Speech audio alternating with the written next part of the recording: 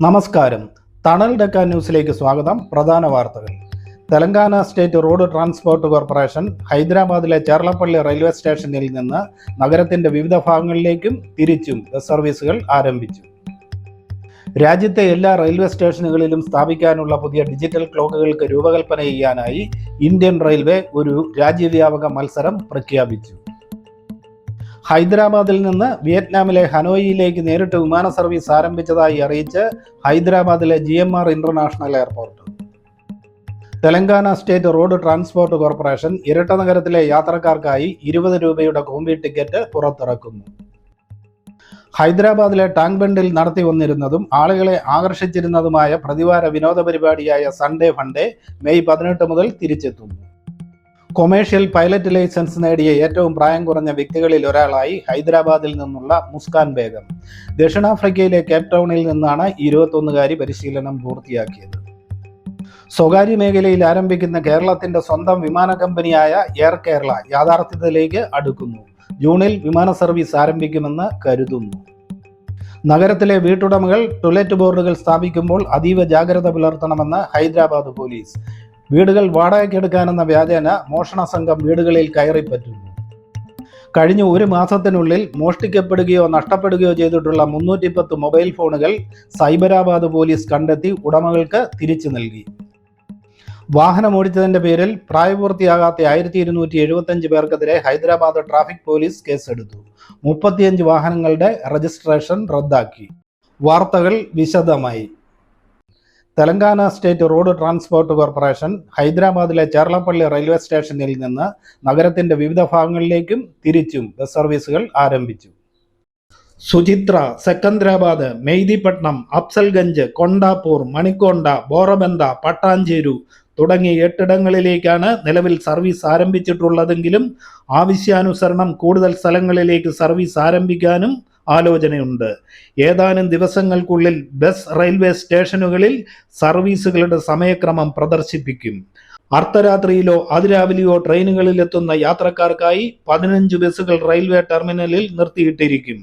Bus സർവീസുകൾ നിരീക്ഷിക്കാൻ RTCയിലെ ഒരു സീനിയർ ട്രാഫിക് ഇൻസ്പെക്ടറെ അതിരാവിലെ ഡ്യൂട്ടിയിൽ നിയോഗിക്കുമെന്ന് ചെങ്കിച്ചേർല ഡിപ്പോ മാനേജർ K. കവിത പറഞ്ഞു. രാജ്യത്തെ എല്ലാ റെയിൽവേ സ്റ്റേഷനുകളിലും സ്ഥാപിക്കാനുള്ള പുതിയ ഡിജിറ്റൽ ക്ലോക്കുകൾക്ക് രൂപകൽപ്പന ചെയ്യാനായി ഇന്ത്യൻ റെയിൽവേ ഒരു രാജ്യവ്യാപക മത്സരം പ്രഖ്യാപിച്ചു. പ്രൊഫഷണലുകൾ, കോളേജ് യൂണിവേഴ്സിറ്റി വിദ്യാർത്ഥികൾ, സ്കൂൾ വിദ്യാർത്ഥികൾ എന്നിങ്ങനെ 3 വിഭാഗങ്ങളിൽപ്പെട്ടവർക്ക് ഡിജിറ്റൽ ക്ലോക്കിന്റെ ഡിസൈനിങ് മത്സരത്തിൽ പങ്കെടുക്കാം. 5 ലക്ഷം രൂപയാണ് ഒന്നാം സമ്മാനം. കൂടാതെ 3 വിഭാഗങ്ങളിൽ നിന്നുള്ള 5 പേർക്ക് 50,000 രൂപ വീതമുള്ള പ്രോത്സാഹന സമ്മാനവും ലഭിക്കും. മത്സരാർത്ഥികൾ ഡിസൈനിന് പിന്നിലെ തീമും ആശയവും വ്യക്തമാക്കുന്ന ഒരു കുറിപ്പോടെയും സ്കൂൾ കോളേജ് സ്ഥാപനങ്ങളിൽ നിന്നുള്ള ID കാർഡുകൾക്കൊപ്പമാവണം ഡിസൈനുകൾ അയക്കേണ്ടത്. മെയ് 31 വരെ ഡിസൈനുകൾ അയക്കാം. അയക്കേണ്ട മെയിൽ ID contest.pr@rb.railnet.gov.in. ഹൈദരാബാദിൽ നിന്ന് വിയറ്റ്നാമിലെ ഹനോയിയിലേക്ക് നേരിട്ട് വിമാന സർവീസ് ആരംഭിച്ചതായി അറിയിച്ച് ഹൈദരാബാദിലെ GMR ഇന്റർനാഷണൽ എയർപോർട്ട്. വിയറ്റ്നാം എയർലൈൻസുമായി ചേർന്ന് നടത്തുന്ന ഈ നോൺ സ്റ്റോപ്പ് വിമാന സർവീസ് എല്ലാ ഞായറാഴ്ചകളിലും ബുധനാഴ്ചകളിലും വെള്ളിയാഴ്ചകളിലുമായിരിക്കും സർവീസ് നടത്തുക.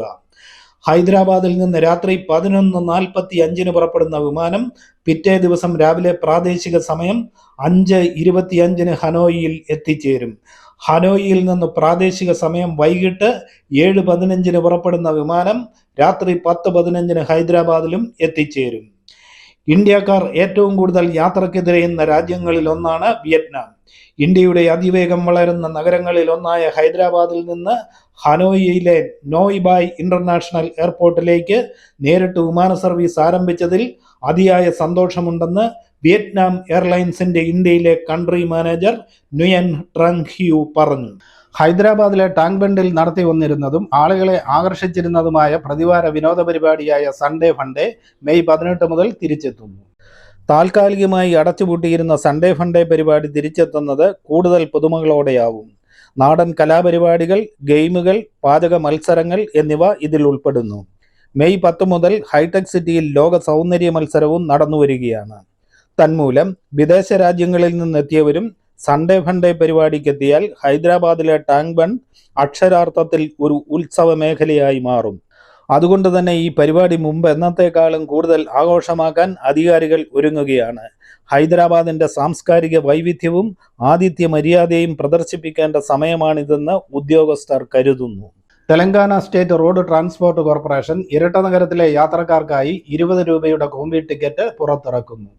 ജനറൽ ടിക്കറ്റ് ഉള്ളവർക്കും ഓർഡിനറി മെട്രോ എക്സ്പ്രസ് ബസ്സുകളിൽ യാത്ര ചെയ്യാനായി മന്ത്ലി പാസ് എടുത്തവർക്കുമായിരിക്കും ഈ കോമ്പി ടിക്കറ്റ് ഉപയോഗപ്പെടുത്തി മെട്രോ ഡീലക്സ് ബസ്സുകളിൽ യാത്ര ചെയ്യാനാവുക. ഒരു കോമ്പി ടിക്കറ്റ് മെട്രോ ഡീലക്സ് ബസ്സിലെ ഒരു യാത്രയ്ക്ക് മാത്രമുള്ളതാണ്. യാത്രക്കാർക്ക് സുഗമവും തടസ്സരഹിതവുമായ യാത്രാനുഭവം നൽകുക എന്നതാണ് ഈ സംരംഭത്തിന്റെ ലക്ഷ്യമെന്ന് TGSRTC അറിയിച്ചു. നാമമാത്രമായ അധിക ചെലവിൽ സുഖകരമായ യാത്ര ചെയ്യാനുള്ള കോമ്പി ടിക്കറ്റുകൾ ബസ് കണ്ടക്ടർമാരിൽ നിന്ന് വാങ്ങാവുന്നതാണ്. കൊമേഴ്ഷ്യൽ പൈലറ്റ് ലൈസൻസ് നേടിയ ഏറ്റവും പ്രായം കുറഞ്ഞ വ്യക്തികളിൽ ഒരാളായി ഹൈദരാബാദിൽ നിന്നുള്ള മുസ്കാൻ ബേഗം. ദക്ഷിണാഫ്രിക്കയിലെ കേപ്പ് ടൗണിൽ നിന്നാണ് 21കാരി പരിശീലനം പൂർത്തിയാക്കിയത്. സ്കൂൾ കോളേജ് മെഡിക്കൽ വിദ്യാഭ്യാസം പൂർത്തിയാക്കിയ മുസ്കാൻ ബേഗം ഹൈദരാബാദിലെ ഖാദർബാഗിലുള്ള V2 ഏവിയേഷൻസ് അക്കാദമിയിൽ നിന്ന് directorate general of civil aviation പരീക്ഷ പാസ്സായി.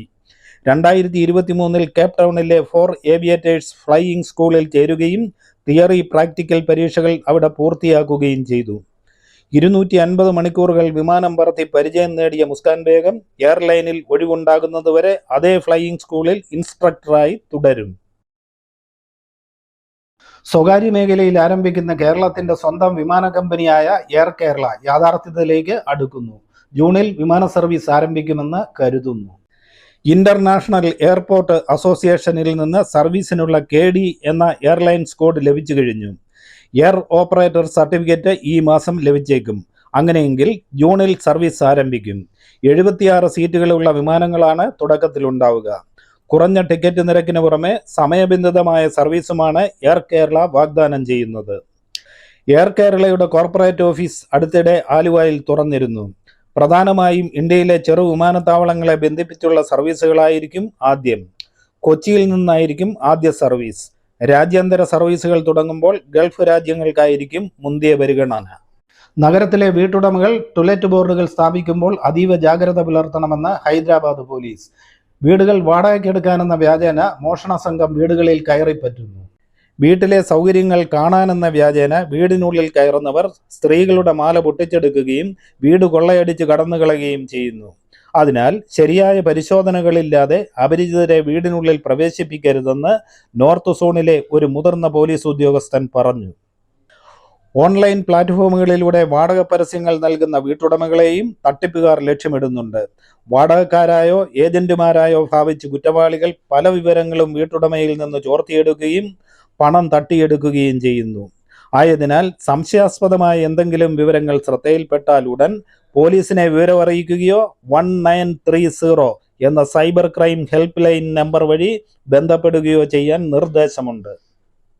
കഴിഞ്ഞ ഒരു മാസത്തിനുള്ളിൽ മോഷ്ടിക്കപ്പെടുകയോ നഷ്ടപ്പെടുകയോ ചെയ്തിട്ടുള്ള 310 മൊബൈൽ ഫോണുകൾ സൈബരാബാദ് പോലീസ് കണ്ടെത്തി ഉടമകൾക്ക് തിരിച്ചു നൽകി. 95 ലക്ഷം രൂപ വിലമതിക്കുന്ന ഈ ഫോണുകൾ central equipment identity register portal ഉപയോഗിച്ചാണ് കണ്ടെടുത്തത്. തിങ്കളാഴ്ച സൈബരാബാദ് പോലീസ് കമ്മീഷണറേറ്റിൽ നടന്ന ഒരു പരിപാടിയിൽ വെച്ചാണ് ഫോണുകൾ അവയുടെ ഉടമകൾക്ക് കൈമാറിയത്. മൊബൈൽ ഫോൺ തിരിച്ചു കിട്ടിയ ഉടമകൾ സന്തോഷം പ്രകടിപ്പിക്കുകയും പോലീസിന്റെ വേഗത്തിലുള്ളതും കാര്യക്ഷമവുമായ നടപടിക്ക് നന്ദി പറയുകയും ചെയ്തു. CEIR പോർട്ടൽ ഉപയോഗിക്കുന്നതിലൂടെ മോഷ്ടിക്കപ്പെട്ട ഫോണുകളുടെ ദുരുപയോഗം തടയാനും അവ വേഗത്തിൽ വീണ്ടെടുക്കാൻ സഹായിക്കുകയും ചെയ്യുന്നുവെന്ന് DCP LC നായിക് പറഞ്ഞു. വാഹനമോടിച്ചതിന്റെ പേരിൽ പ്രായപൂർത്തിയാകാത്ത 1275 പേർക്കെതിരെ ഹൈദരാബാദ് ട്രാഫിക് പോലീസ് കേസെടുത്തു. 35 വാഹനങ്ങളുടെ രജിസ്ട്രേഷൻ റദ്ദാക്കി. ഏപ്രിൽ 5 മുതൽ 22 വരെ ട്രാഫിക് പോലീസ് നടത്തിയ പ്രത്യേക ഡ്രൈവിലൂടെയാണ് കുറ്റക്കാർക്കെതിരെ നടപടി സ്വീകരിച്ചത്. 1988 മോട്ടോർ വെഹിക്കിൾസ് ആക്ടിലെ സെക്ഷൻ 199A പ്രകാരം പ്രായപൂർത്തിയാകാത്തവരെ മോട്ടോർ വാഹനങ്ങൾ ഓടിക്കുന്നതിൽ നിന്ന് കർശനമായി വിലക്കിയിട്ടുണ്ടെന്ന് joint police commissioner of traffic D. Joel David പറഞ്ഞു. നിയമങ്ങൾ പാലിച്ചുകൊണ്ട് റോഡ് സുരക്ഷ ഉറപ്പാക്കുന്നതിൽ സഹകരിക്കണമെന്ന് പൊതുജനങ്ങളോട് അദ്ദേഹം അഭ്യർത്ഥിച്ചു. തണൽ ഡക്കാൻ വാർത്തകൾ ഇവിടെ അവസാനിക്കുന്നില്ല. കൂടുതൽ വാർത്തകളും വിശേഷങ്ങളുമായി വീണ്ടും കാണാം. നന്ദി, നമസ്കാരം.